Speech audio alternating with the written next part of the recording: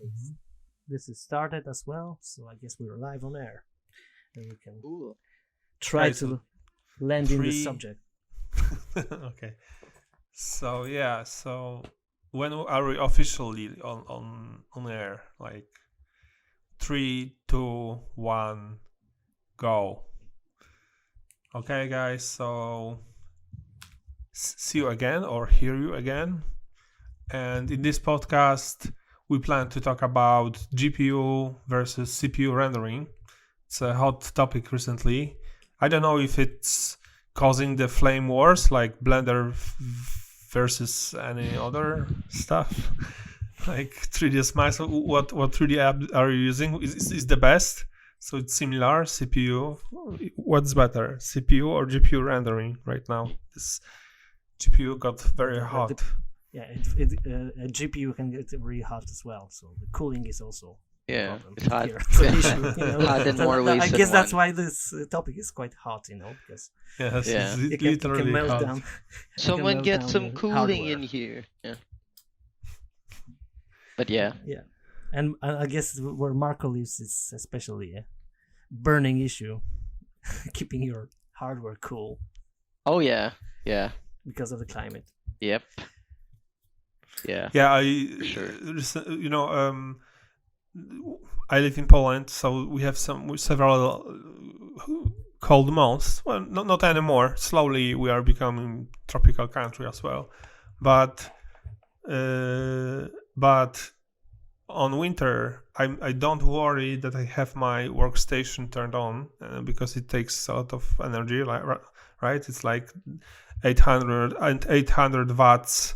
I don't know how this part is called, 800 watts unit. But as I know from physics, anything that is not used to compute information is changing into heat. So I know that this electricity is not wasted. It's like your extra auxiliary furnace or something. Yes, exactly. Just turn off the radiators and just it's heating my flat. So it's 100% used. On summer it's worse. Oh man, I still feel pretty like sometimes when I'm just too beat, I end up just putting my machine to sleep and not having to worry about like waiting for the startup the morning after. Oh, not a good habit, but I mean it. Like not all the time. Yeah, like I will like maybe I'll do it like 2 days and then actually shut down and then forget again and then actually shut down. So you have problems with turning it on? No, it's just that my booting, it takes a while for. I don't know if you guys get this, but I'm on Windows and when I boot up, I get it takes a lot. Like my system processes just like they keep the disk running at 100%. You can barely launch anything, move around. I kind of have to wait for everything to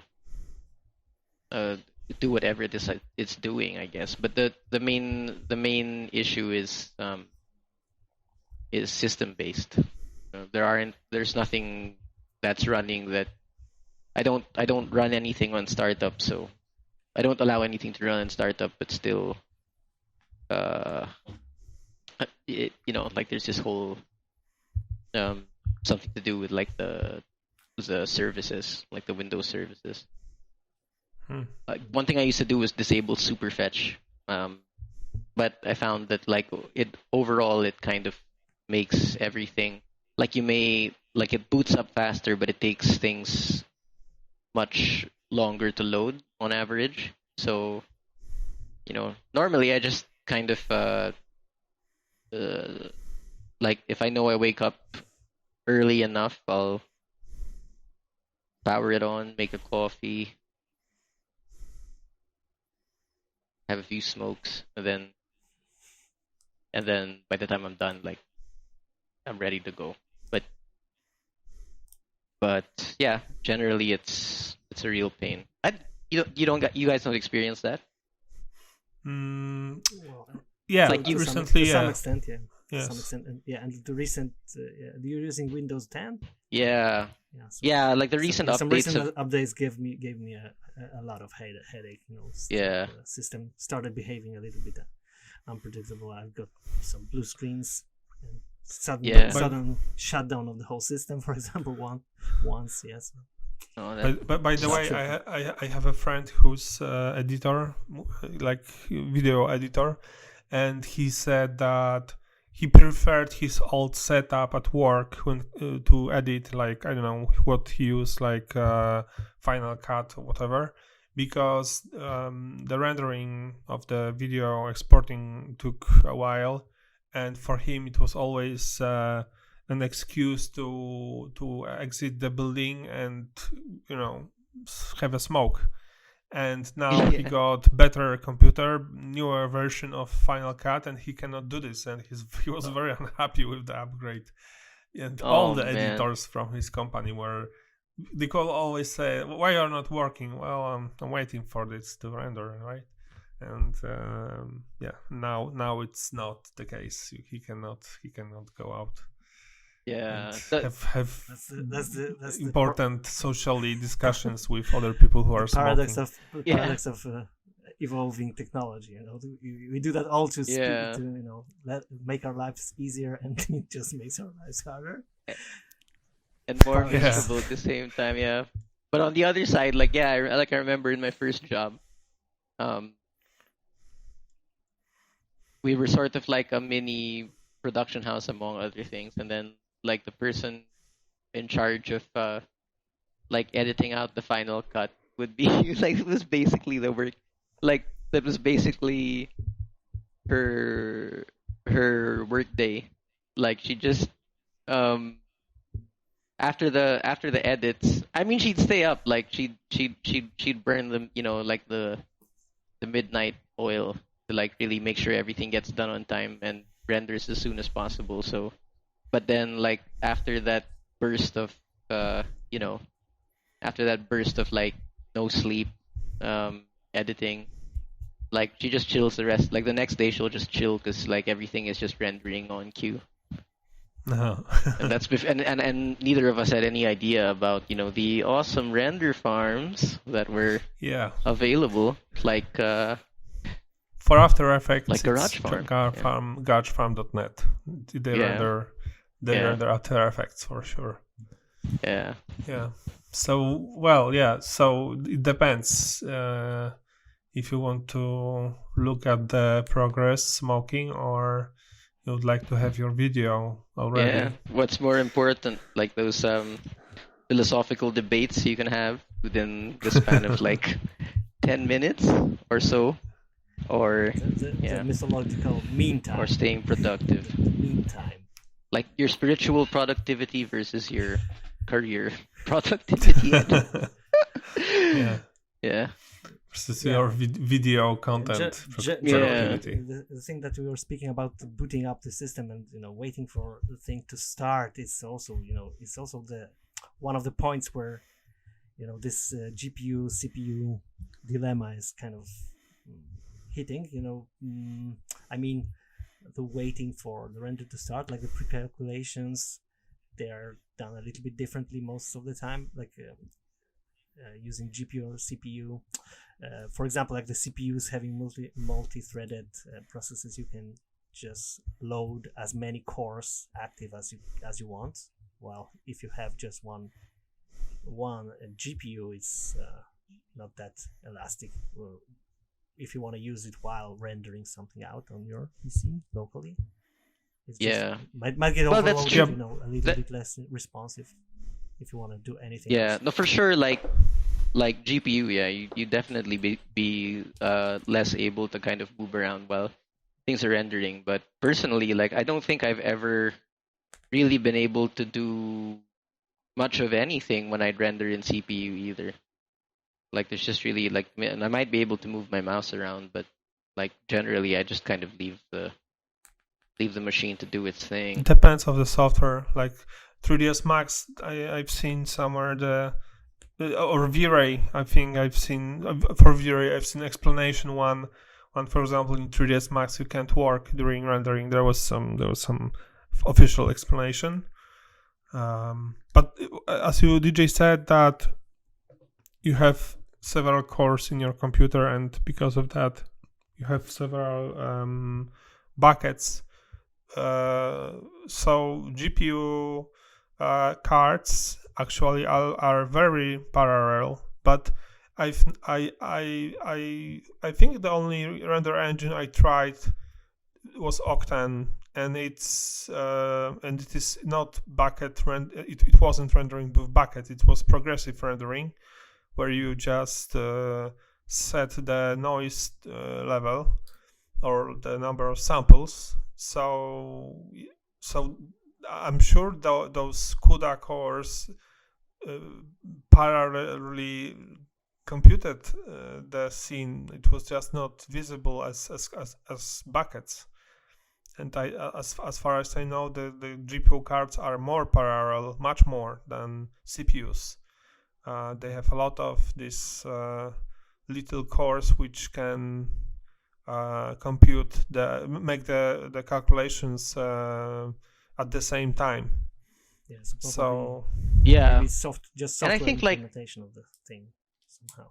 You would sort of see that, right, in your frame buffer, or your like whatever or whatever it's called in your software, like in like the visual sort of like indication being how many tiles are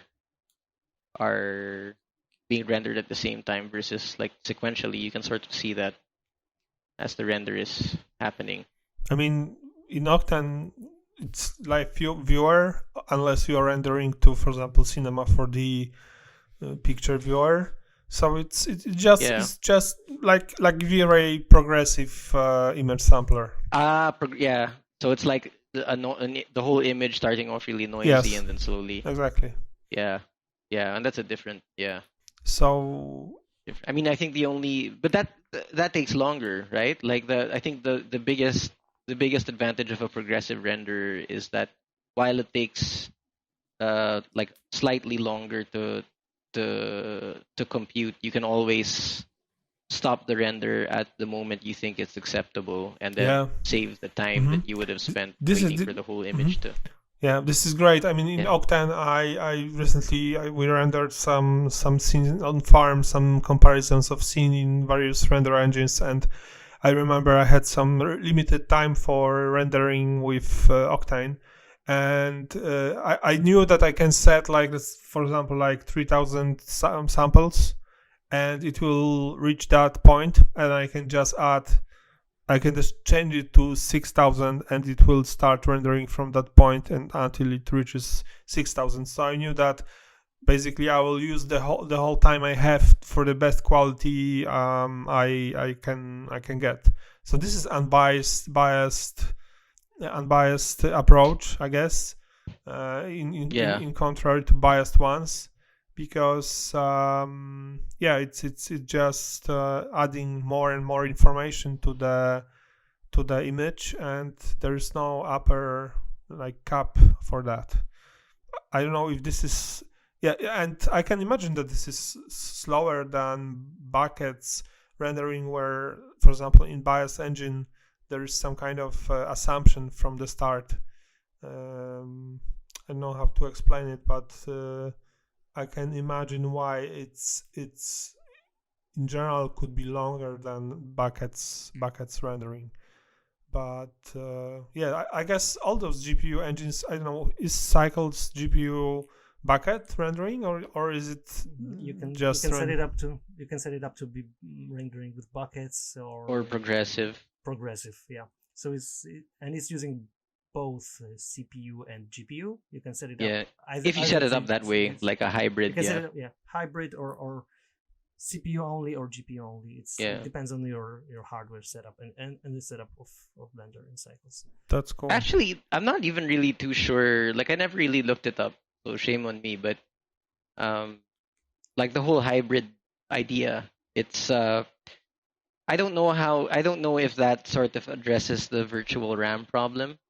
Like, it will only utilize GPU for for so long as you're peaking within the memory limit, but once you exceed it, it transfers to CPU. I'm not sure if that's how it works, or if you're still limited to virtual GPU RAM, but you're getting more speed.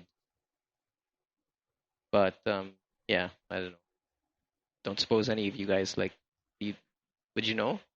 Like would you know, DJ, like what Well, that not. We yeah. we're hitting the very like one of the most important issues in the whole battle that Yeah, which is we haven't really taken sides. So that's true. Yeah, we're just kind of CPU. like hesitant.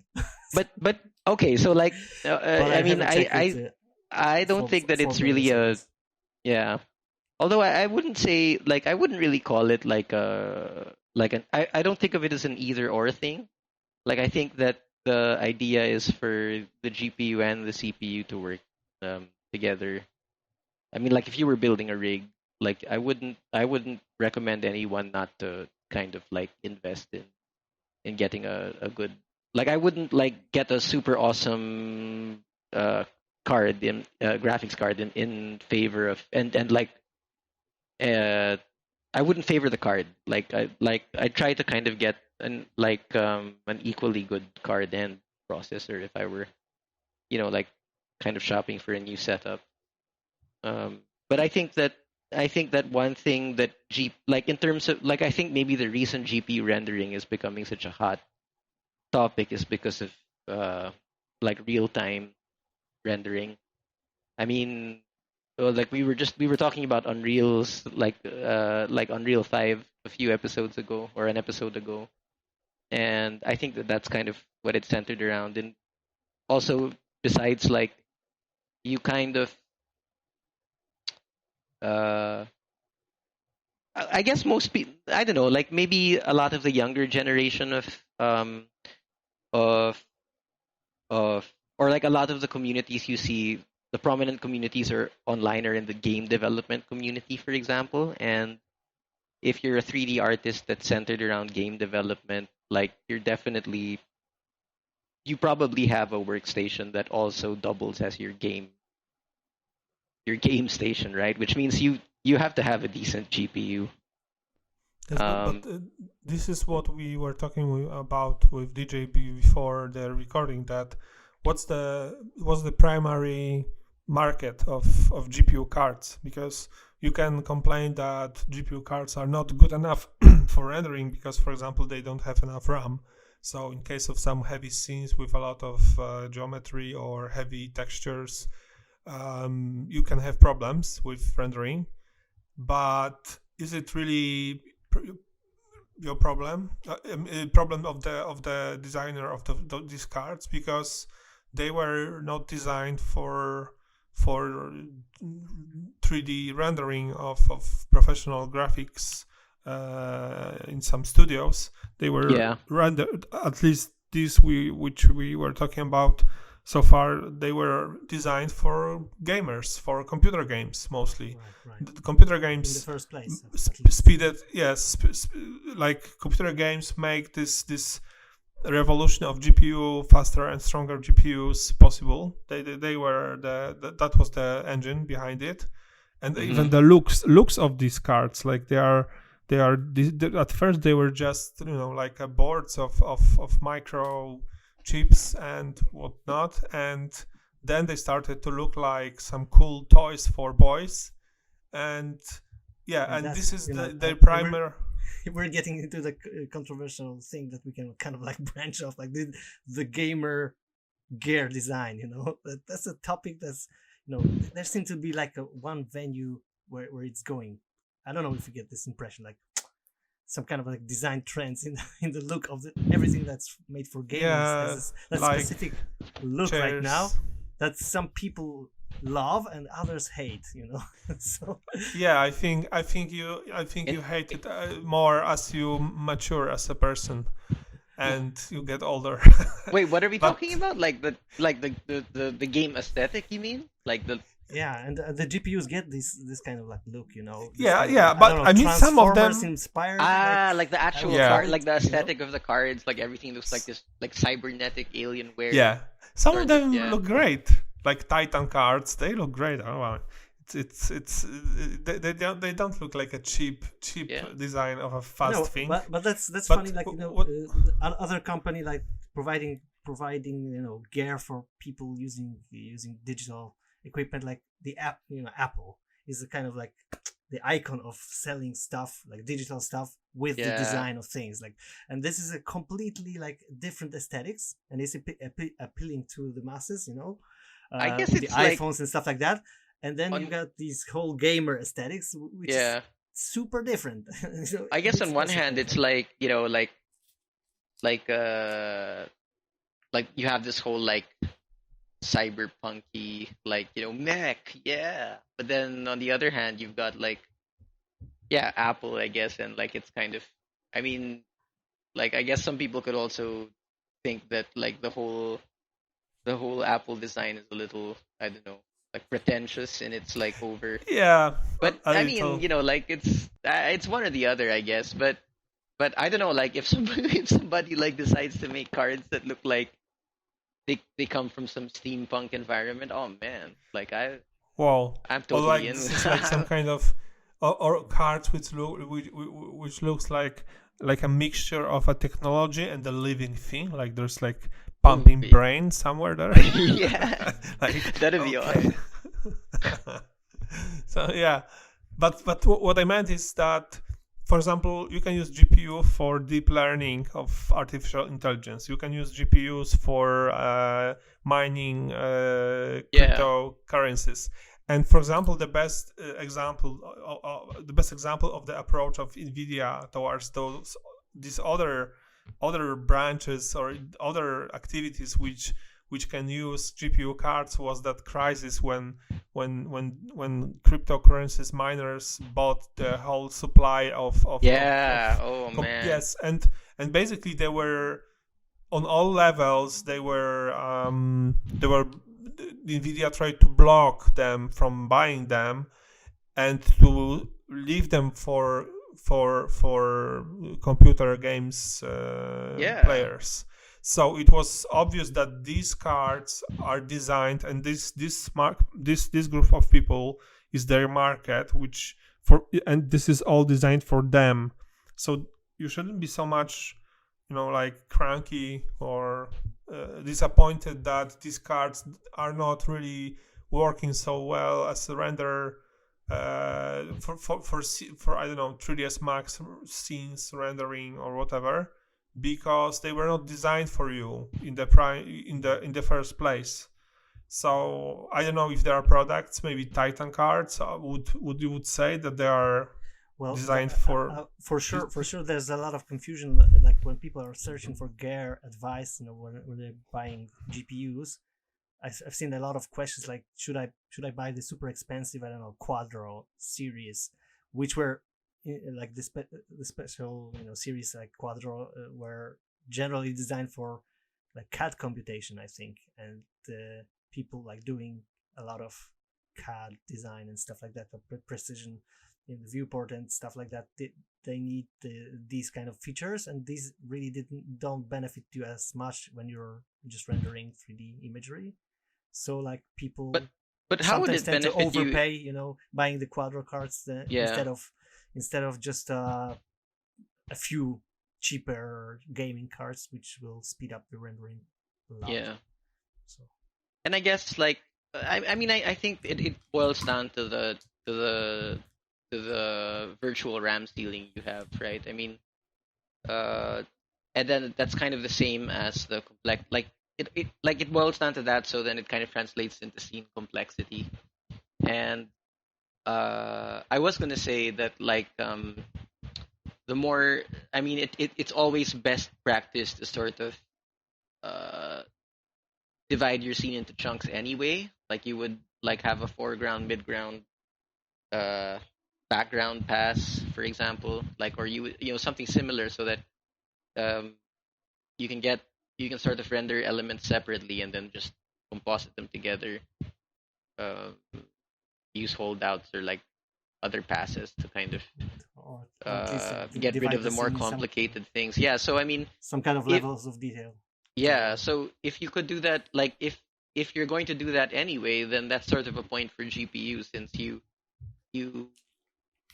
uh you would be like, you would have to kind of break apart your scene in elements that fit within, let's say, a virtual RAM. But then you do benefit a lot. You will get like overall um uh like you get a lot of time saved overall, because let's say, for example, you know, something as simple as like rendering a bonfire separately and then compositing that later on, versus, you know, that, I mean, the returns you get in terms of like minutes saved that add up, you know, it's worth it. The thing is though, like, I don't know about other software, but like um uh, uh oh yeah, I mean, you could render out with passes and then just like use that to sort of address the virtual RAM, like render layers in Blender, or I don't even know what you call them now. Like, you do it by collections now.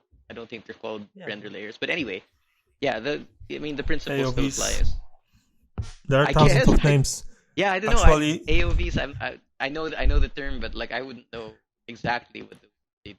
Yeah, but that's, it's also seems like, workarounds to the issue of To the RAM issue. anyhow. So kind Yeah. of like you had to use a lot of tricks before that right now get obsolete, because the technology is already solving this. I'm just wondering about the future, like when we all saw the Unreal Engine Well, 5 demo and this whole new thing yeah. about Oh, but geometry that's virtualization technology. I'm because just that's like, wondering how it's going to change the game in this matter.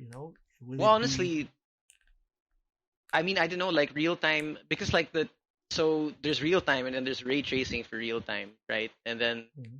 um like, yeah, what, like the way, what did they call it? Lumen, was it? Like the feature in Unreal 5. Yeah, I think it's Yeah, that's like the for lighting, and yeah, the kind of that night that for the geometry or something like that. and you kind of really see the soft shadows and the fall off as the light moves across that's insane. And so, I mean, I'm not sure anymore.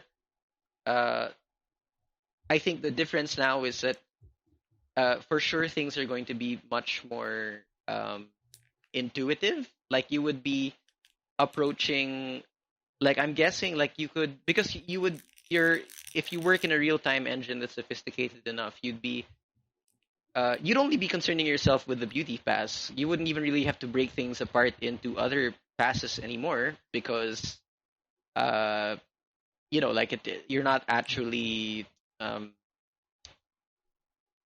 like, you're still it I don't know, like, there's ray tracing, but it's still, you're not in the conventional sense.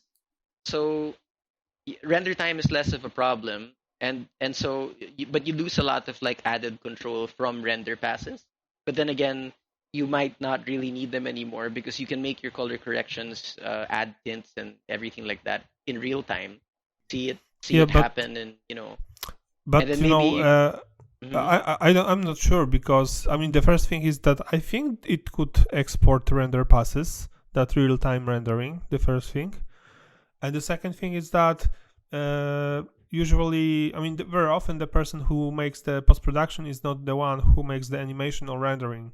So I think those render passes would still be necessary for some decisions later, like some unless the mask stuff like unless that. the people working in post also work within the engine, in which case, like, Oh, you right? No, I mean, if that, yeah, like, yeah. yeah, if it were passed to them, and then they would only be responsible for applying the right filters in engine and then rendering it out to the final, like, that would, I mean, that in a way that would also kind of speed things up, because then you would have to not sort of assemble all of these different components. But on the other hand, like, I don't know, personally, I really enjoy working with render passes, because there's a lot of stylistic like freedom you have when you have your like, I don't know, something as simple like your well, in Blender, like, you call it like the like diffuse your diffuse direct your direct diffuse pass, your indirect diffuse pass, your diffuse color, your glossy direct and indirect. I mean, Like there's a lot of interesting things you can do with those passes to kind of Yeah. And also make things pop. Just exactly they're very the good function.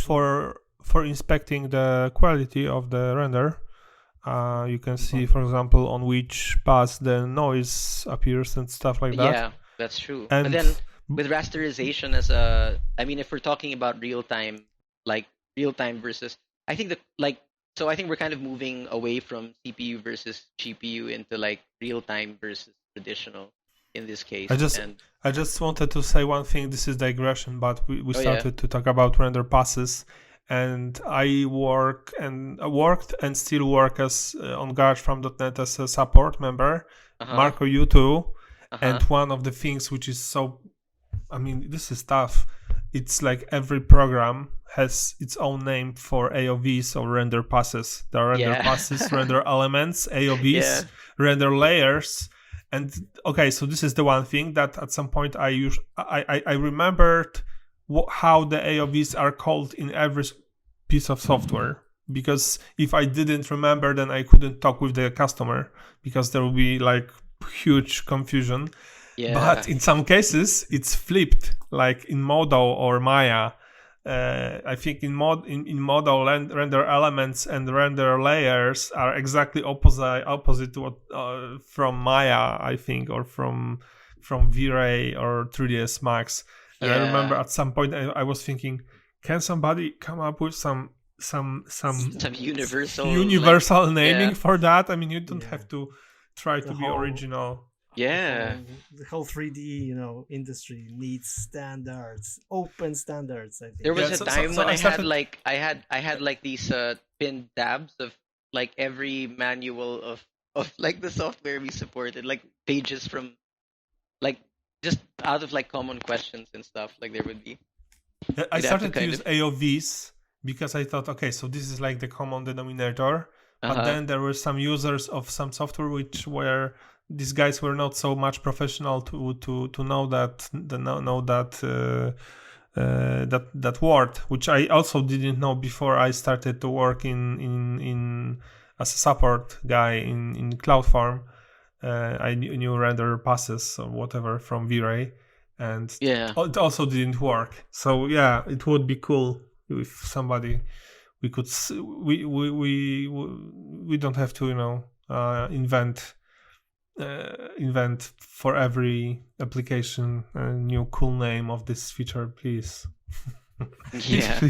If somebody is out there I is like guess, but I listening to guess us, you're just we trying to have limit the creative guys in this companies to just come up with another cool name, like yeah, like marketing when you get guys. like when you get the new product that you have this kind of like naming series, and then you go like with V-Ray you had V-Ray 3 and so on. Then you get V-Ray Next, and then you get, I don't know, it's Yeah, like what Xbox what One. what the hell And are they it's gonna so call the confusing. V-Ray that's next to next? To the next. Next exactly. Right? I don't know. Come on. Like uh, Very Horizon, I guess. oh yeah. After the Horizon, it would be how is it called? How is it called that thing in technology that we can't see beyond that point. There's Uh that word for oh man. technology. It's like, so it's like a Latin thing, like something similar to like simulacrum or something like that. Simulacrum. I don't know. I That mean, brings this is back, something else, but yeah. Shit, I don't know. Yeah, now It's not okay. everybody So is threshold, some is scrolling no, through it's the not. dictionary Yeah, to yeah. explain the yeah, Anyways, okay. names. that thing, yeah. So yeah. So that would be the new name of V-Ray, like very long name. Yeah. This thing after the horizon when you cannot see anything. This is okay. So this is this kind of V-Ray. So Why didn't they that just would base be it the on like the alphabet? Like maybe the first version was A Ray, and then now it's at V Ray, and then the next one is I don't know, W Ray. X-ray. yeah. But X-ray. there are periods in the naming of the software which are there are some I don't know how to call it. There are some like there's some fashion here.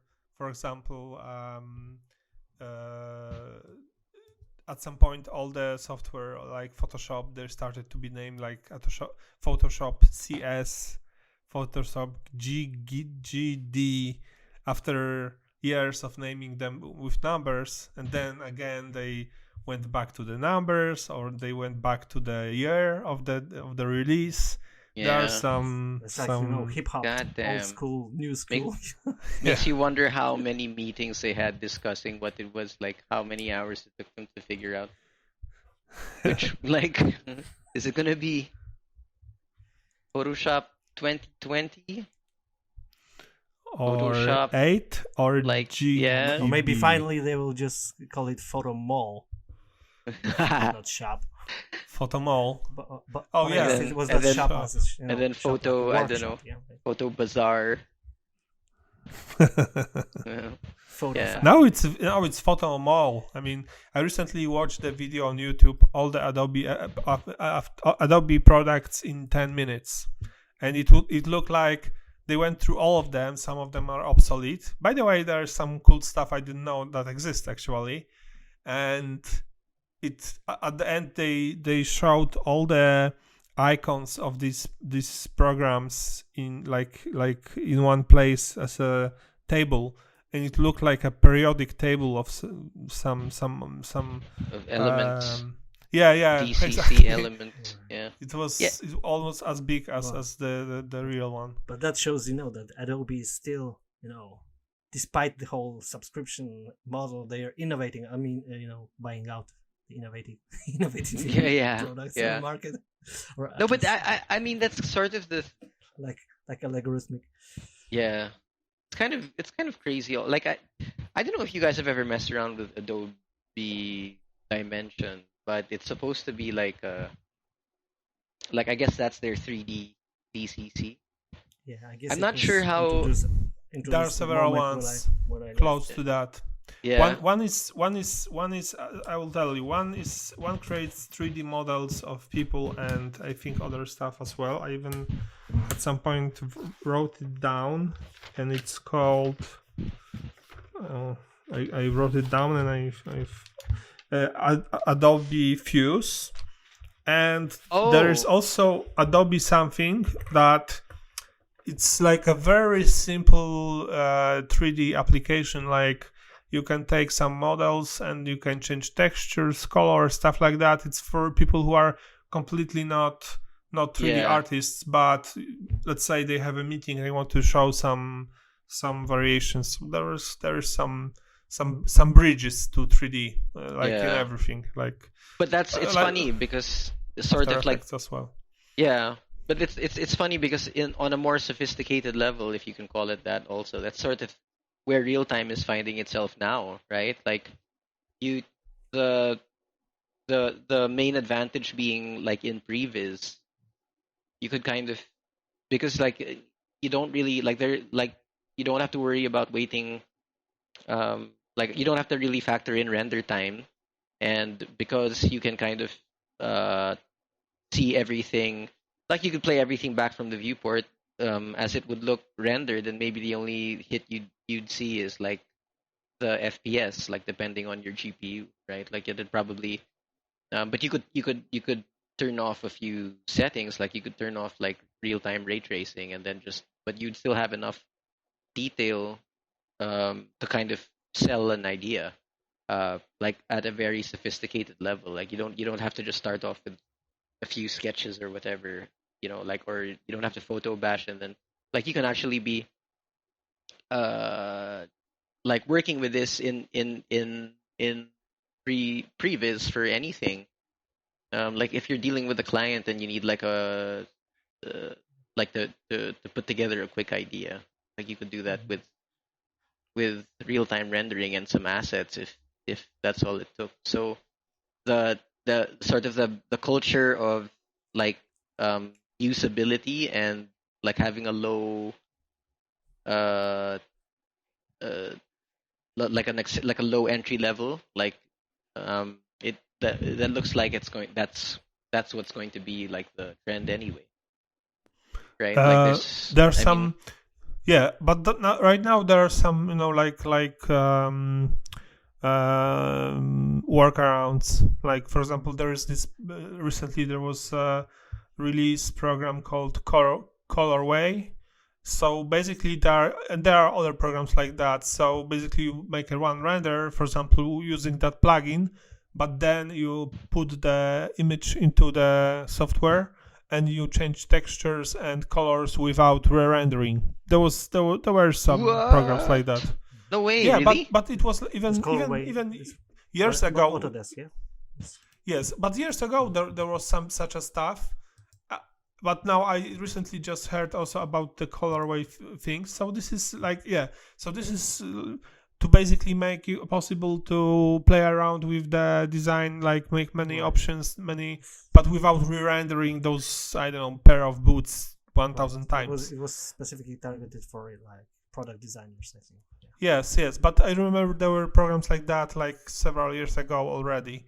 I just don't remember their names. And also Keyshot. I don't know if Keyshot was also a software meant to be used this way. But that's a render engine. Like yes, that is the render engine. But how are they doing this? So like, are they just simplifying the way you work with passes? Like it sets the passes up, and then you have like these parameters for every pass. So, probably it's working that way. It's just like exactly the very cool function that you have in some render engines like Corona, for example. I think LuxCore Render also provides this thing called light mix or like something. Oh yeah, yes, yeah. exactly. So yes, that you render all the lights in kind of like separate passes, and then you just mix the importance of lights or light groups. Yeah. You render, and you can just render it out once, and you have like the option of creating a few images in different moods out of the same render, and it gives a lot of control in creation. Yeah, so pretty cool. Super. It's amazing actually how like it's just this drive to make it really happen, that you work in real time on these designs. Just a moment before it's possible with rendering, but it's not yet. But but it's heading towards real time. All the and that's a lot thanks to the GPU probably allowing this. Like I remember when Cycles it would never. And it kind of almost instantly started using the whole GPU advantages just for the sake of like the look depth, that you can really see what's going on in the scene real time. And we got so used to that. I mean, I was used to working with Cycles this way, and then just came to use Corona for some projects, and I really miss that. Corona provides some interactive rendering mode, but it wasn't like, at least on my setup, it wasn't working like smoothly and so easily like in Blender. Yeah, and that sweet like control B. Yeah, while you're working with some lighting, just checking out, rotating your HDRI or whatever, and just checking out different scenarios, and you have it like instantly previewed. You don't need a super precise image then, but just getting the mood, the feel. Yeah. The feel of the actually scene. A lot of it's very akin to sort of like oil painting if you think about it. Like you start you just that's sort of what it is, right? Like no, I mean like that whole like the render previewing thing. Like it start like you get it's a mess, but it's a promising mess. So you'll commit to it and then see how it refines. But like one funny, like one thing I used to always sort of like, it used to really piss me off was and it's kind of insane actually. It's like so you have a scene and then you do your render preview, but you've only set it to like render up to this many samples, and then like from what you see, like it's still pretty grainy, but like you can kind of make out, okay, so I like the shapes that the lighting is making, and everything looks like right, So you hit render, you wait like a day, and then you finally get back to your render, and you're so excited because like you really bumped up the samples, and then when you finally see it, it's like, oh man, it looks nothing. Like I guess like it wasn't as like it was still grainy enough for me to kind of imagine like what it Yeah, would but look like that's and why not, you you know. get these features like render region, and they can focus on Yeah. just these No, I little mean, parts that you can check yeah, like quickly, render up even to the with full render sample. region, yeah. No, but I mean, that was when I was like, I was using a like entry level PC.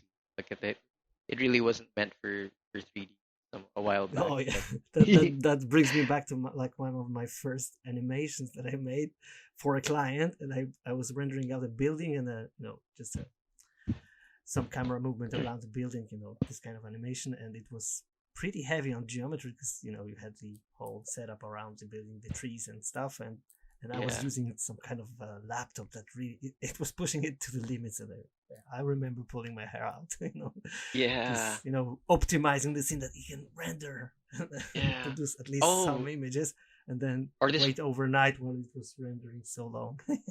yeah, or like there was this one time I had to, like I kind of crewed up with like this, with And like then you hit this. this RAM, not enough RAM, and CUDA Oh man, error that, on your yeah, GPU or that's something like horrible. that.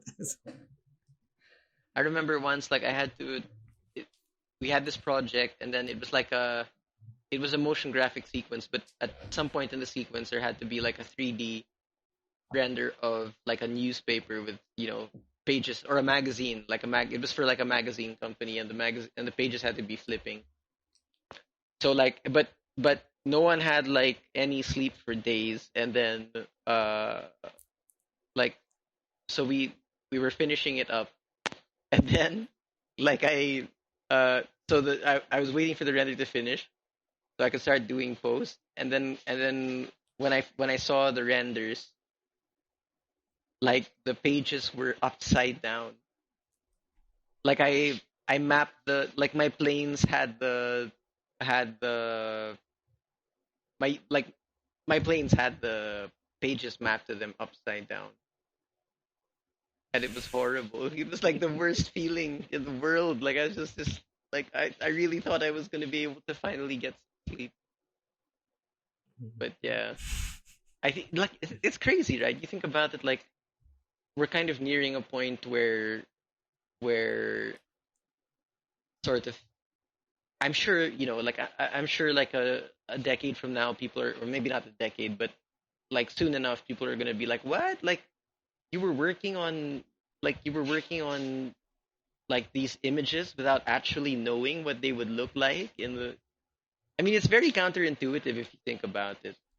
Like somebody who drew with like a pencil or whatever, like you wouldn't, like you sort of, I mean, it's in the process wherein like you're kind of trying to build the final image, and you have to rely on how you're imagining it to make it happen. But to kind of sort of set everything up and have everything fully realized, but not really see what it would look like, under all of that light. I mean, it's an interesting sort of process. Like I think somebody would make a documentary about it in the far future. Yeah, but that's kind of like the traditional photography to digital photography transition when you had this traditional film and you shoot the pictures and then you go to the dark room and just wait Yeah, for the and develop. images Yeah, to develop, and then you have and just some hope that it. some post production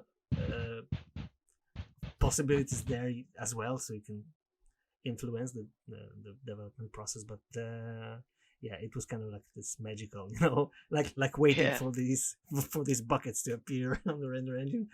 Everybody watching the computer for hours, just waiting for the squares to appear. yeah, man.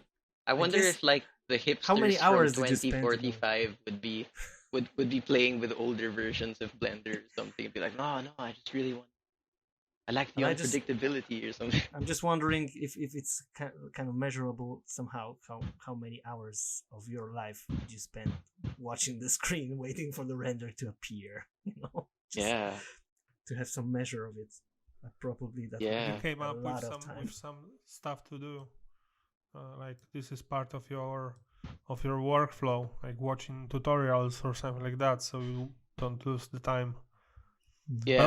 I was very much into photography. Like I had the darkroom and all that stuff, and yeah, it was a magic that I miss at some point, developing Some the films, making experiments with some chemicals, and I'm hearing you worse right now, Andrew. Is something going on with your mic? worse Or? in terms of if Volume. it. Volume. Yeah, the volume came down, and there were some hisses. So Right now? No, it's it's better. I It's think. better. Okay, so Yeah. There you are. yeah, so that was cool. I mean, to see the image appearing on the paper, and there's that red light. You have some Yeah. cool music, and you have like your 5 hours in the dark room, and you play Yeah, around with this shit. you could really get into the zone like that. I mean, like Yeah, listening to Aphex Twin and just like yeah, stuff like swirling that. some I had chemical some. shit. Yeah, Yeah. I had some favorite music to listen in the dark room, and I mean everything. Like first, for example, developing the film. There were many ways of developing the film. There were some tricks, and you could use them. I mean, stuff which you now do in Photoshop with like one movement of the mouse, but then you would watch them and make this miniature contact sheets, and at this point every photo look fantastic. Then you made enlarge them and they look like crap. Oh So man. yeah, but it was, I mean, the whole play was fun. I was even thinking recently about going back to that. I mean, I have a scanner for the negatives still. Yeah. So I wouldn't have to go. I wouldn't make these prints, but developing the film and playing around with that, and yeah, that was fun. And also, when you made a picture, you had to think twice if you are going to do this or not, because you had a limited number of frames you could take. Yeah. That is so cool though. Like I never had the pleasure of trying that, but it is a really cool experience. Although it's like I wonder if you'd like enjoy it as much if like I don't know, you had to like manually create everything you were taking a picture of. And then it turns out, because that can be pretty frustrating. I mean, that's like sort of oh, that's true, yeah. But at least you see the yeah. For me it was also magical because my dad it was his hobby as well. So when I was like 5 or 6 years old, I could, he would let me into the dark room, and I completely didn't get what the fuck is going on there. The only thing I knew it was that everything was red, like this red light, which was like I don't know, very strange. Like and like okay, so that are you doing here some, I don't know, experiments with nuclear power or something like that? Yeah. And those pictures hanging everywhere and getting dry.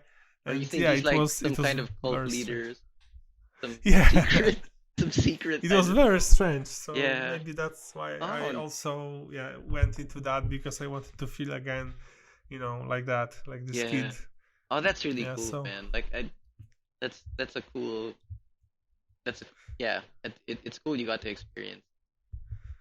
Yeah. So and the whole difference between the analog traditional technologies and now the digital ones.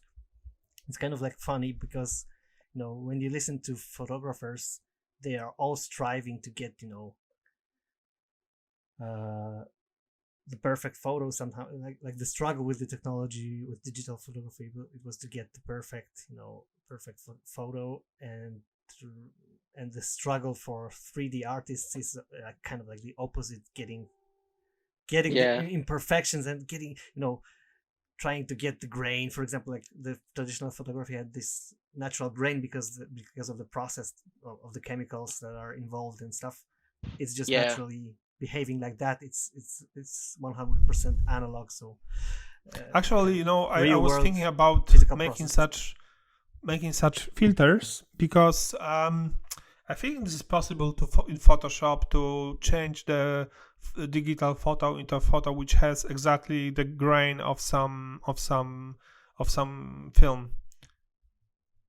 Yeah, but you could just make like a picture of a gray or white wall, and then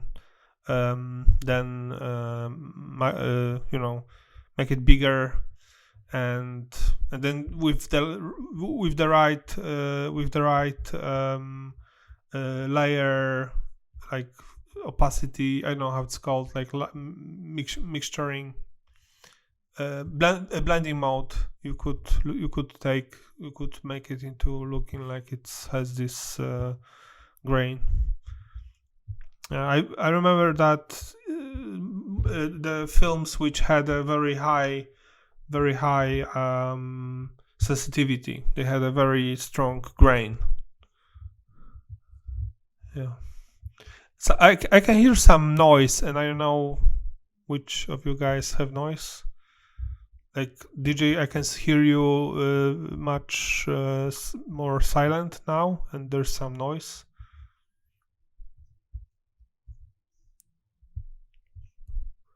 Okay, now it's better. Mm-hmm. Do you still hear the noise now? I can hear the noise, like something in the background. That's probably me.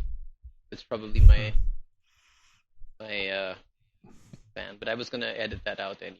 But maybe I should. Is it better now? So don't render on the GPU. Right. Well, now it's better. Yeah. Okay. Because now it's better. Noise is one thing. Yeah, like GPUs tend to be noisier. Yeah. I mean the noise the machines make while rendering. When you get a GPU. Yeah, but visually they're. I mean, like aren't denoisers GPU based? Yeah, exactly. They are very good. GPUs are very good at denoising stuff. I think because like the way GPUs work is like you have these like the parallelization only works if the same task is being performed again and again throughout all of the like one task is being parallel. Like, but if the task is like changes over time, or like I don't think a GPU can really compute that. So I guess sort of like the whatever sort of computation goes behind detecting, let's say, fireflies, eliminating them. I mean, maybe that like the task is iterable, like a single, like a fixed sequence of calculations can be made across like the card. So I guess that's not quite applicable, for example, for simulations like physics, where yeah, or like traditional rendering, right? Like light bounces, things like that. Like how it would calculate the actual light bouncing, I don't think is. Yeah, I guess that's the argument that the guys developing Corona have for CPU over GPU. Right. Yeah. Like CPU being better for general global illumination in sophisticated scenarios. Yeah. And you get less of a benefit from this parallel system on GPUs. Yeah. Like I found just to get a bit more acknowledged by with this whole topic, like what's the real difference, like on the computational level. Found a nice video explaining that on Computer File. I think that's the Computer File YouTube channel. I'll just give a link in this description. Yeah, and if you want like, more, guy, in 6 minutes he explains the general differences. How CPU and I've seen it. I've seen it. Computer File. Yeah, I've seen it as well. This video, and in general, this channel is very good in explaining some IT stuff to not IT guys in a good way. I liked it. Yeah, there also explained some other ideas. But I was thinking about one thing when it comes to GPU versus CPU speed comparison, because let's say that this is important for you to get higher speed of your rendering infrastructure in your studio or whatever. You're a freelancer, so you have like this little personal studio. So let's say that you are buying GPU cards to make it faster, and indeed, if you put 10 cards or 8 cards, GPU cards, into your computer, you are going to have a very strong, quickly rendering machine. And also it's you can have the setup with CPUs which render exactly with the same speed, but this is about not really speed but about how much you need to pay to get the same speed. So it's like speed per cost of building the rig, the setup, which is giving you that speed. So this is the one thing. And now there are like steps, quality steps, like not quantity steps but quality steps.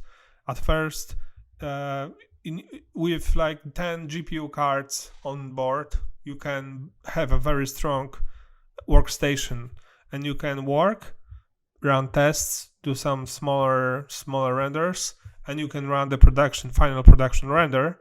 But in many cases, like we work in cloud farm in GarageFarm.net, so we have a lot of customers.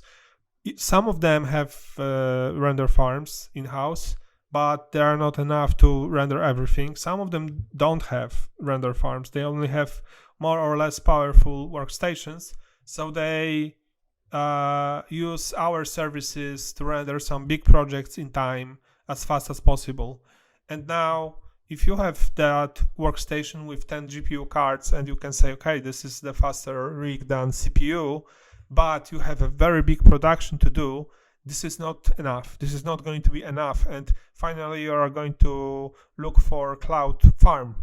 And then what's the difference between GPU and CPU? I mean, from the point of view of a customer, when you are just paying for rendering and you just getting the frames, it doesn't matter if on the farm the frames were rendered with GPU or CPU. It would rather matter, for example, how many CPUs that farm offers. So, for example, your whole project renders 2 hours, not 20 hours. And also how expensive it is. So if CPU rendering is less expensive than GPU on farms, and farms have like 300 nodes for you, but only, let's say 100 GPU cards for you, then CPU is is faster. So that all fast thing is, the first thing is that I think this is not about how fast it is. There's like shortcut in thinking of people that they are faster. I think everybody want to say is how fast they are per the cost, per money invested into the rig, and how fast per the energy cost they use, and also how fast they are as the fastest rig you can put into one computer without building the farm. Because if you don't care, if you think that building your own farm made from more than one computer in your studio is an option, then you don't care if this is GPU or CPU. Really, it's you can build a farm which is faster than GPU workstation. So it's all about calculation of the cost, and finally on another level, when you send it to the cloud farm, there's no. I remember, I work on this on GarageFarm.net, and so for example, there are guys who, I've seen like thousands of projects rendering, and also I've seen guys who used our Desktop servers. And they used our Desktop servers, and I was kind of surprised with one thing, that, okay, so I thought that maybe they choose the Octane or Redshift because of some features. For example, I liked the look of Octane rendered frames more than V-Ray at some point. I liked some kind of effects of volumetrics, which I think looked better and stuff like that. Isn't that because the Octane is spectral or something? I don't know. Just it's really hard to say why. But even renders which didn't have, which still have some noise for me, has a little different look. Which like there was like the volume of space there, and I liked it. And it was just my personal impression. So I thought, okay, maybe these guys are using that because of that, or maybe there's another reason or a feature in that engine which they like or need, and that's why they use the Octane. And because if they are in Octane for speed, then why they went to a Cloud Farm? Because on Cloud Farm, it doesn't really matter if they are going to render with GPU or CPU. We can, they could make it V-Ray and go to the CPU farm of Garchomp.net, and they can render this with the same speed or faster the whole project. So where is that speed gain? And I thought that the only place where there is that speed gain is when you really want to keep your whole rendering gear like a little personal farm in one workstation. I think that would be the difference between, like, for example, we have XStop servers, which are GPU servers with 10 NVIDIA. I just have to have double check, with 10 cards, because we have several setups. I think we have K80. Yeah, we have 10 GTX 1080 Ti cards, and I work with Octane on these computers, which are not really created for working there, rather created for final production rendering. Like you just click render and they go. But for example, like playing in the live viewer, and it was cool to see how quickly I got the image. It was really cool to see that. But so if I had at home such a rig, it would be really cool to work with that. But if I had like a huge project 100 times bigger than the thing I can just play around on one computer, then it's only calculation of the cost of rendering, because this is about pixels are pixels. So basically, if I found, for example, a farm where rendering this feature movie, 3D feature movie, would be cheaper in V-Ray than on Octane, then and for example, because of the number of the nodes they have, it's like, okay, it's 2 days here and 2.5 of days here, or even it's the same, but the V-Ray goes cheaper, or I don't know, Corona is cheaper at this point, then I go for Corona, because at this scale I'm not using the whole advantage of my, I know, eight cards, GPU cards in my workstation anymore. It stops. That's kind of like looking at the final rendering as the main factor for your decision making. Like, you could take like a few ingredients in this soup, so to speak. If you, because sometimes you get more benefit on getting the fast preview renders and just having the whole GPU workflow at your fingertips while you're working on the project. Like maybe sometimes a bigger portion of your work time, workload, is the preparation of the project, not the final rendering. Which is really accessible for both right now. Like there was an argument for the CPU that the render farms are mostly supporting CPUs like a few years back, but right now I think like most of the available render farms are kind of offering both, or like I think Garage Farm is starting the GPU servers from this year. It already started, I think, for Redshift, right? Is it? Yes, I mean the cloud rendering, because the XStop is like servers for rental, but the cloud rendering in network, where you just upload your scene and it renders automatically, it's Redshift at this point. At this point, so it's a bit limited, but it's available, and it's probably going to be more and more available. So like the argument especially gets that less it's important. it's insanely cheap. It's like four times cheaper than other farms. So yeah.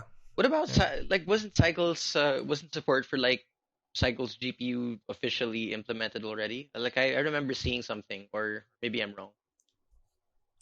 If it's not implemented yet, it's almost implemented, or it's like implemented for internal tests, if not yet for customers. Yeah. But Oh, it's cool, very cool. close. Something on the way.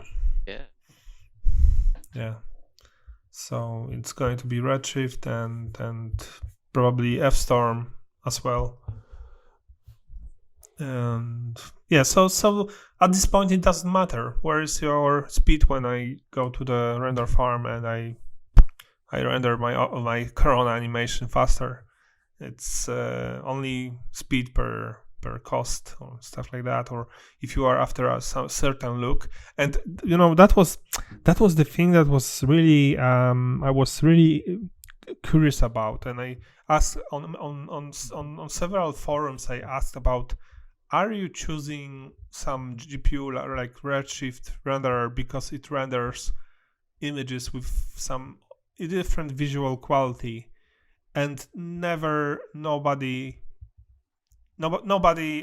answered that nobody made this decision because of that, which was very surprising for me. I mean, like, really, like every render engine renders the same stuff, exactly the same frames, the same look.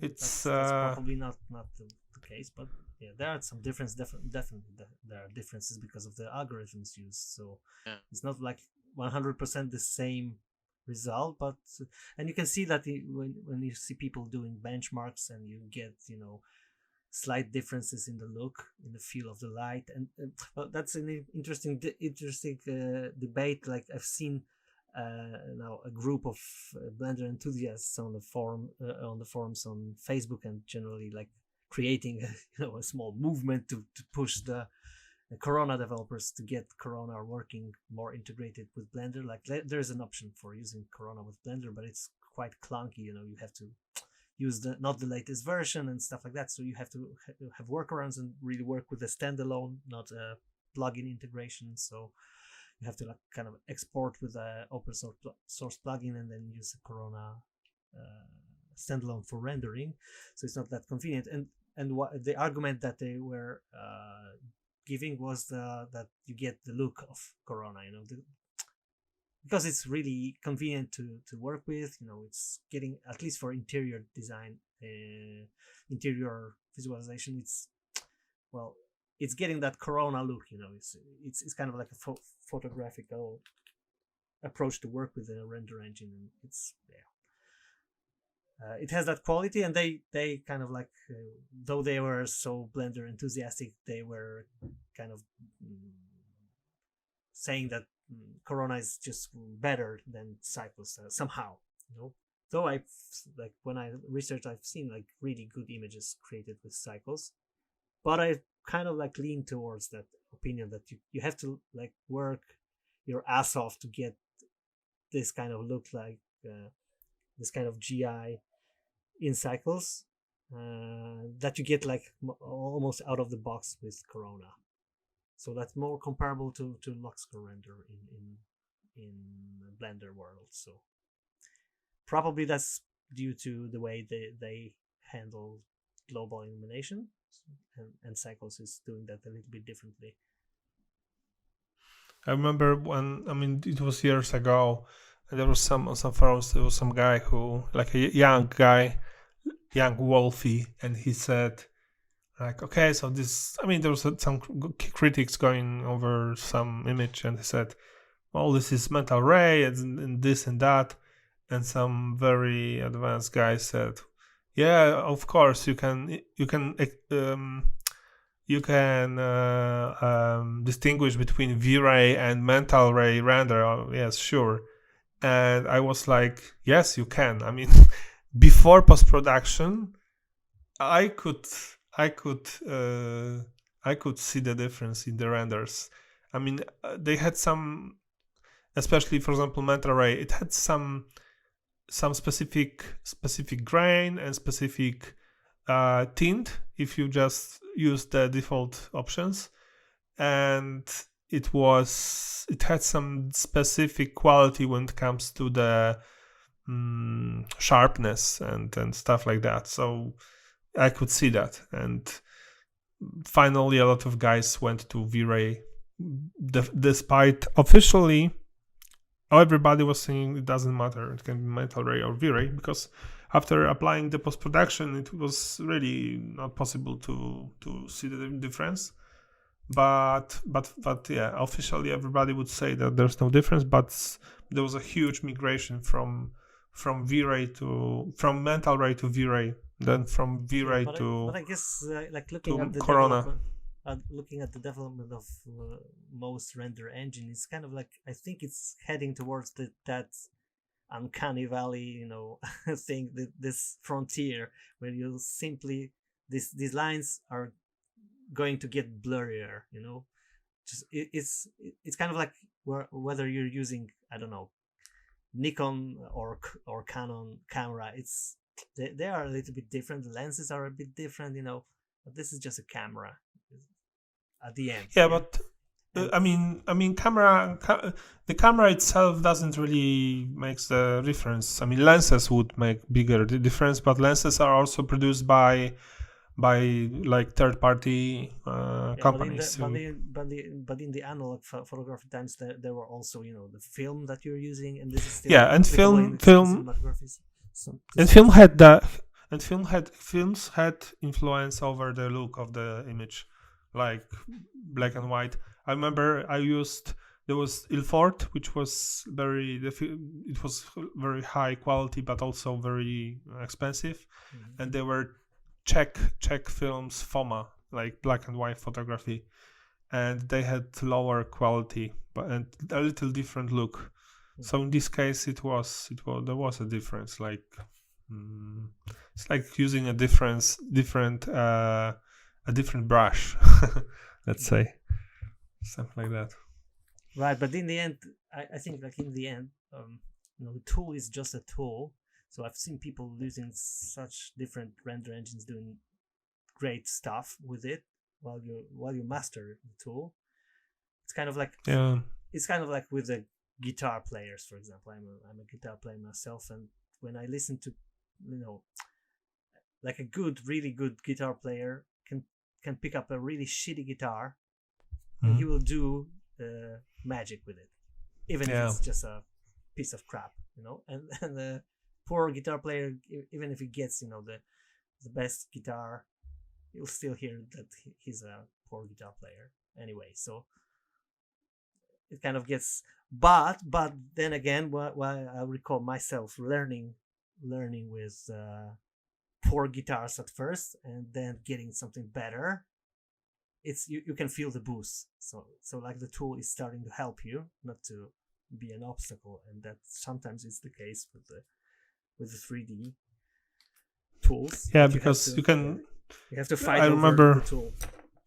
At some point I learned guitar as well, but I quit. I mean, it wasn't my thing, but I tried several guitars, and I remember, those worse guitars were a problem because you couldn't hear everything which you could hear on this better guitar, so you couldn't distinguish between some features of sounds on this worse guitar, and it was more difficult to learn because of that. If you had a legit skill to hear music. True. So then on better one, so this is that sound, but it can sound like this, that, like that. On the worst, it was like one kind of noise. Sound and no sound. Sound and no sound. Yeah, exactly. Seems we have more in common than I initially thought. That's crazy. Or I too play guitar, and I have an interesting, and like based on what you guys were saying, like I had a good friend, in high school, who was a phenomenal guitar player. Like he just, he could uh sort of play like all of the most difficult solos. Like there was just no stopping. Um, and where was I? Oh yeah, so I was learning. I was learning. We were all learning together. We were all playing together. We were in a band actually. Like he was saying that we were having a conversation like that, saying that like you for him like he makes sure like he very picky about what guitar he likes. He liked like a the Gibson Les Paul. Wouldn't touch any other than that.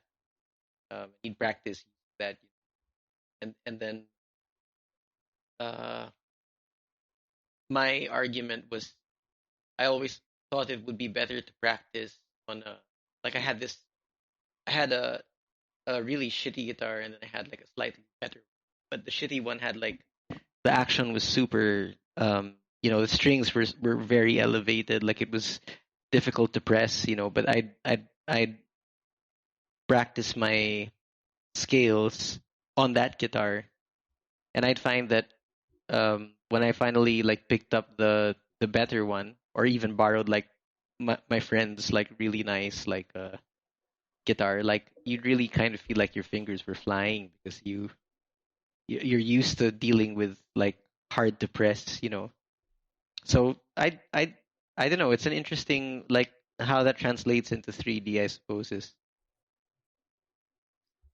the less daunted you become with troubleshooting, maybe like makes you even more effective when you're dealing with a tool maybe that requires like less troubleshooting than you maybe. That reminds me when after years of working in 3ds Max, I started to learn Maya, which finally I didn't like, but I learned it, to troubleshoot the scenes here on farm. But well, I learned it. I had to do several scenes to learn it, and the first thing was that there was a huge customization possible, so that could make working in viewports, using tools very, very easy, much easier than in 3ds Max.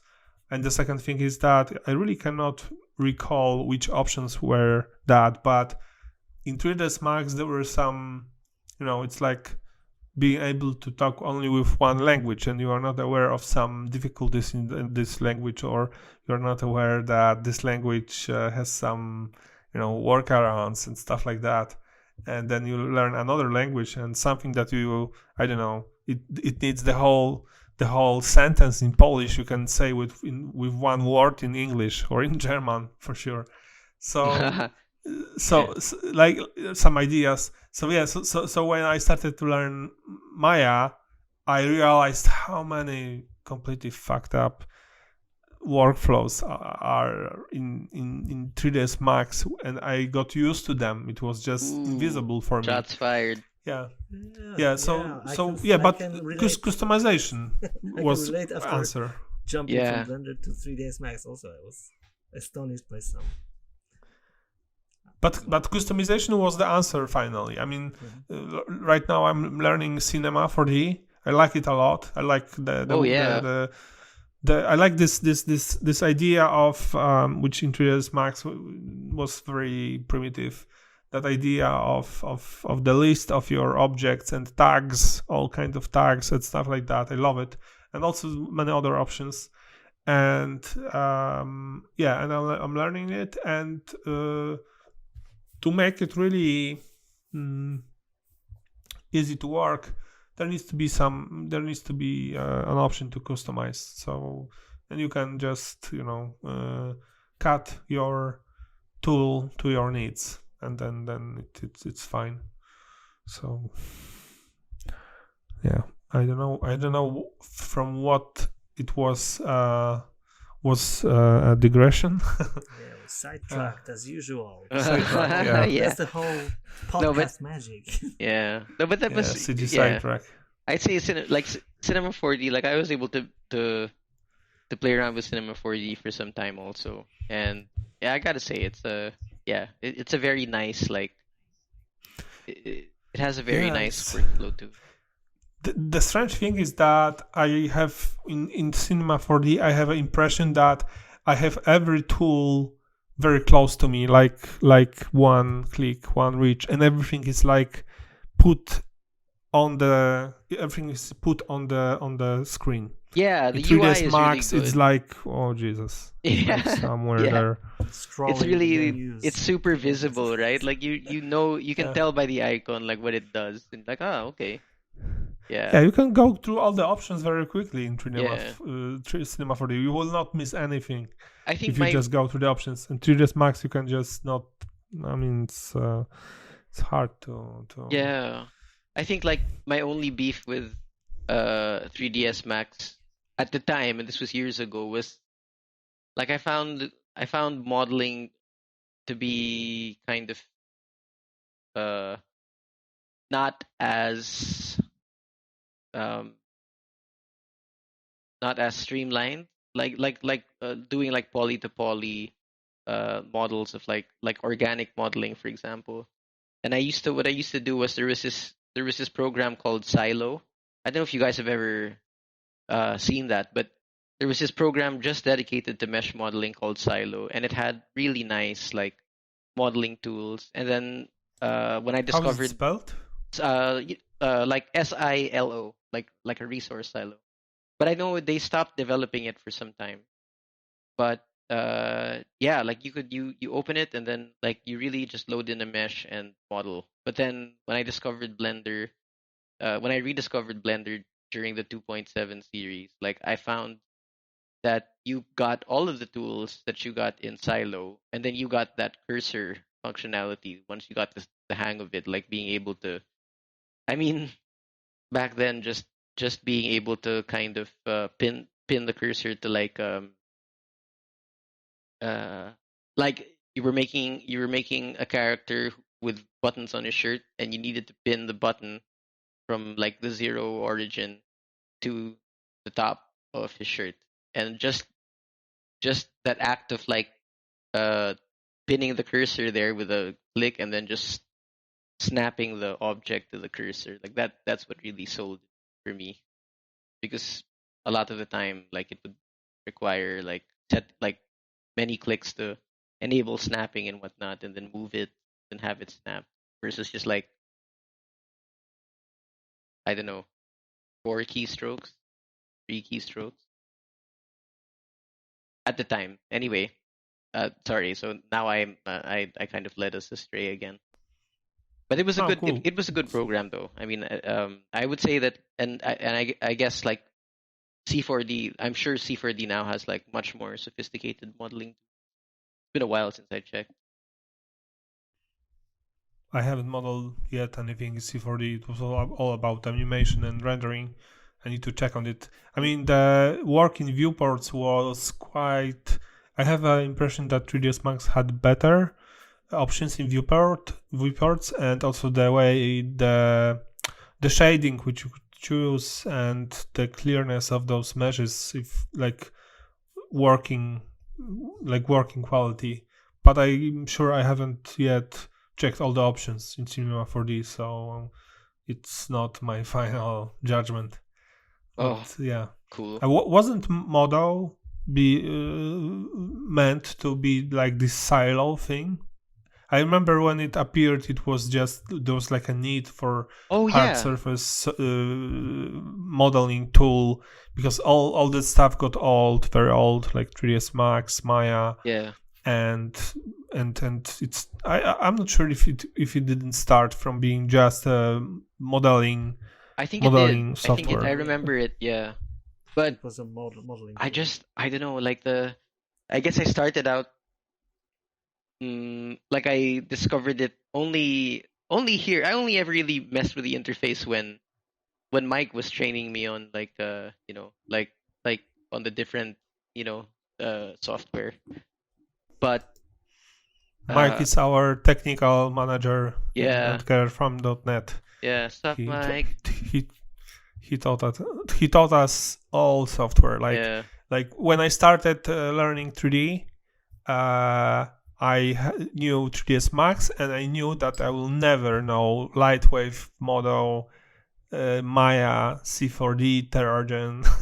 And then Oh man, I yeah. got job here, and after half of a year, if somebody asks me which programs do you know, I can make the whole list, like all Yeah. of them. I know all of them. I know all Of course, them, on yeah. a very restricted And saying that you level. know them, it's not that you just know their name. What they Yeah. do. Yes, You exactly. don't just know of them. You know Yeah, them. and Mike is. I think Mike is also a cinema guy, right? So He is. Yeah. and Yes, that's yes. what render engine does cinema come bundled with right It's now? got its own like physical It has render. two render engines. Yeah.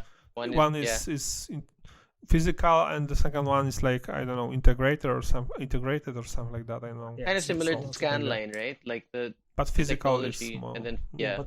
But isn't Redshift like acquired by Maxon or something like that? So Oh, Yes. I is think it? you can buy Wow. a separate license, yeah, right? Like a bundle Yes, of cinema yes. and Redshift together. Recently, I noticed that Maxon and Redshift is Maxon thing.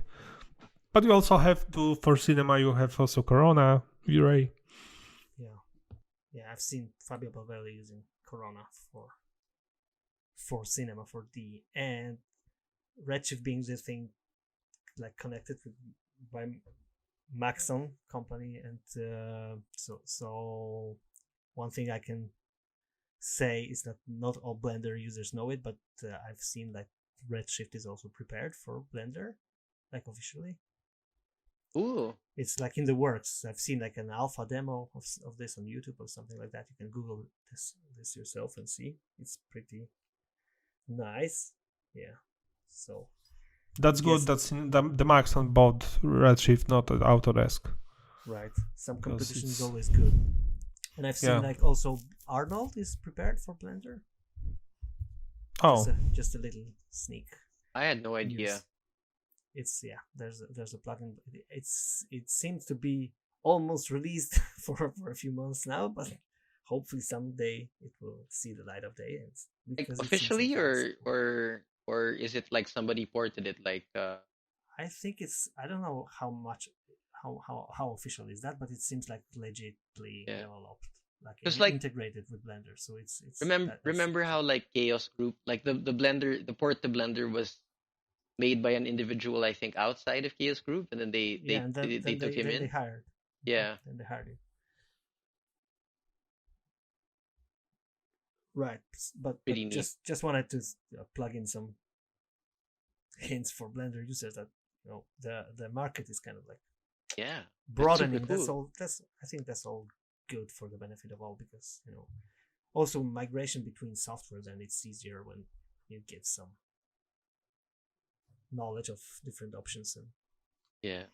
actually, acquires of render engines by these bigger companies are not good for engines and for competition and for anybody except the ones which bought them. Like, I was thinking Arnold was bought by Autodesk. Metal Ray finally died, and now the question is how Arnold is going to develop, being software which is automatically added to Maya and 3ds Max. Is it going to have this competitive edge which it had as just render engine?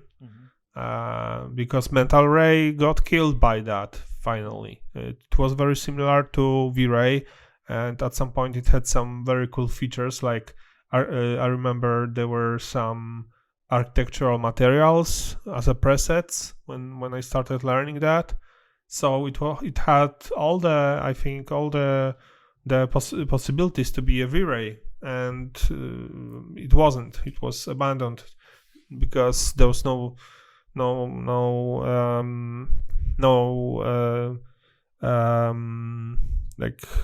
need for being competitive. If it was bought with every copy of 3ds Max, then those brute force quasi Monte Carlo engines appeared. So Metal Ray completely capitulated because it was from the times of Light Cache and Radiance Map, and so they bought Arnold, and but right now you also have kind of like the open source cycles getting into the market, and it's free, and I've seen that it's also implemented for Cinema 4D. I think that there's cycles for Cinema, so you kind of have this creeping force from beneath that's kind of pushing everyone to be, you have to have reasons to pay money for a render engine right now. If you can have a really good render engine for free and it's working. Mm-hmm.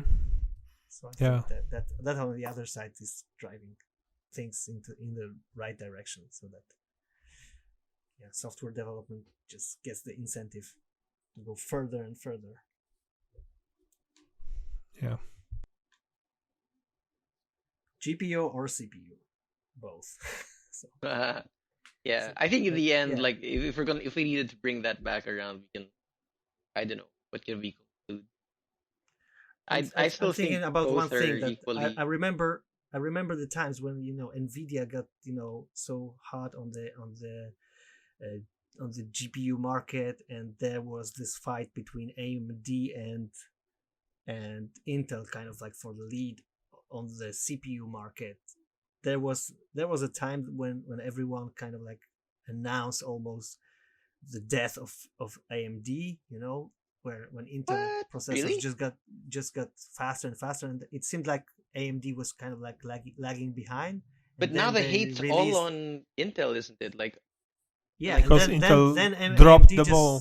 then AMD just dropped the Ryzen series, and things like changed again, and it's still like the volumes in the game, and I think it's the same for CPU and GPU. Like, while GPU is kind of like hot right now, so to speak, and but CPUs are still developed,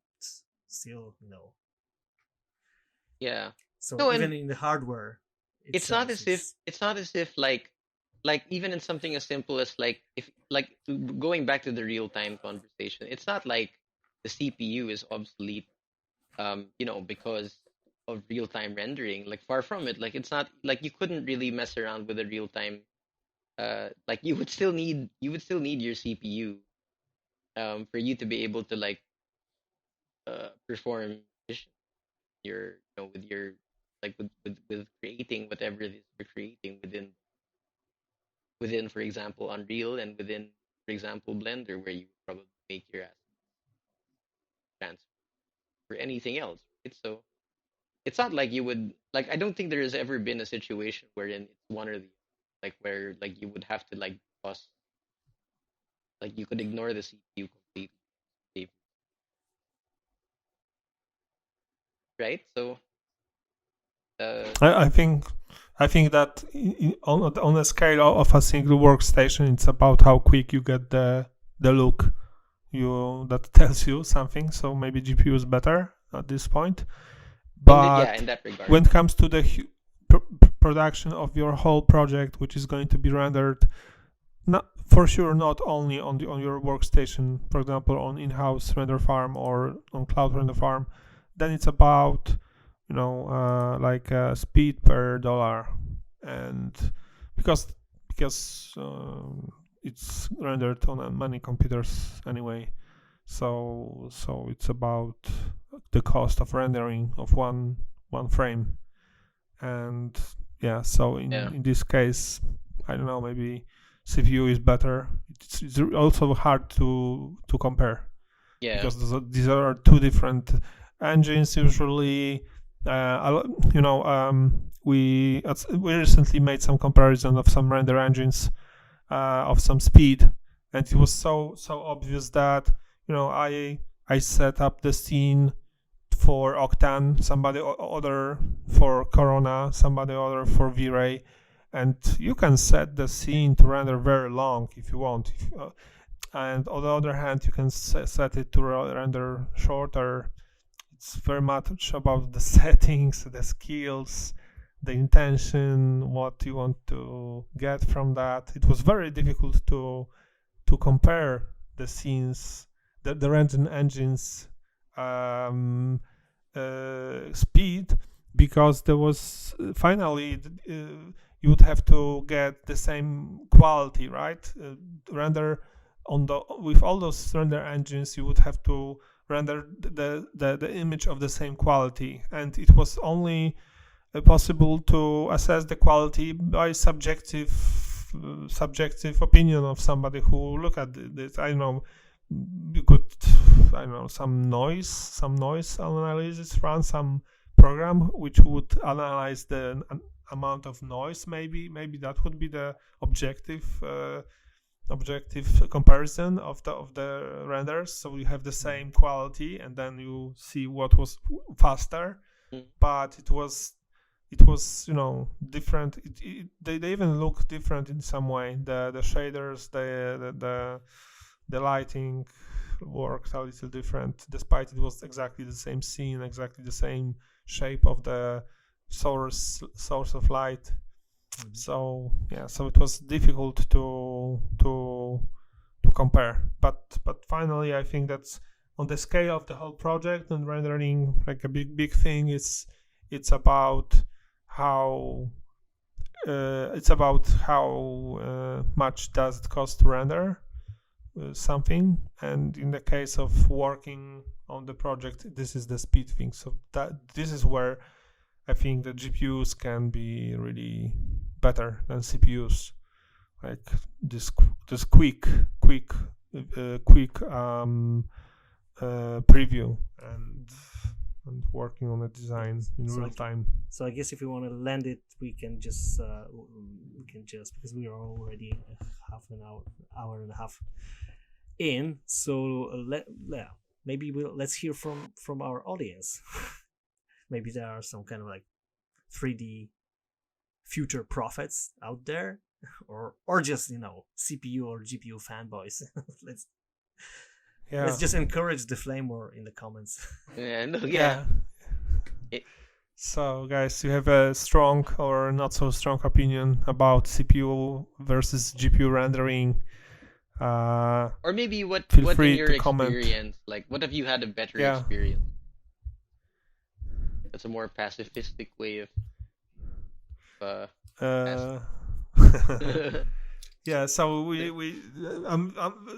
I'm very curious about your opinions, and also it looks different from a point of view of person who just, for example, works on a cloud farm, and on somebody who's every day is working in some artistic pipeline. So I'm very curious what you have to say about this GPU, CPU, and also the future of it.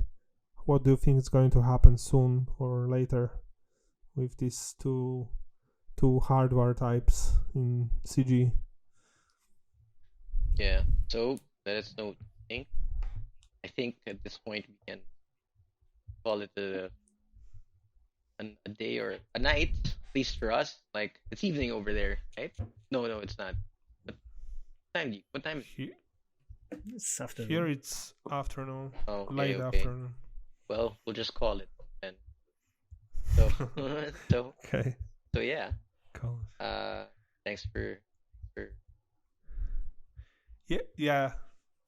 And by the way, we are next episode is going to be our 10th episode, so we will prepare some very interesting topic, and I cannot give it away yet, but it's going to be very interesting. I think very, very, very current and just marking the 10th episode as something round is kind of like. Hey, I wasn't in on. I don't know anything about this. Not digital. We should stick to. I don't know. What are we gonna? What's the topic? Powers of two. I'm so contemporary. I'm so. The topic is okay. So the topic is. Should I say that? Oh no. Okay, save it. Like tell me later when we're off. Let's leave. So okay. So this is us signing.